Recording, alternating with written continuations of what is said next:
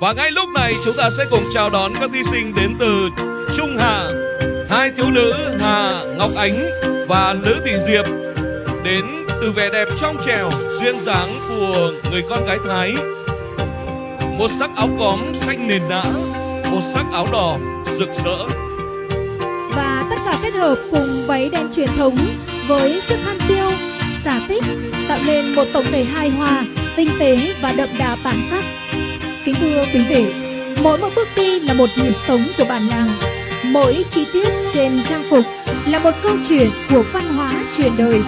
Dành một tràng pháo tay nồng nhiệt chào đón hai đại diện đến từ xã Trung Hạ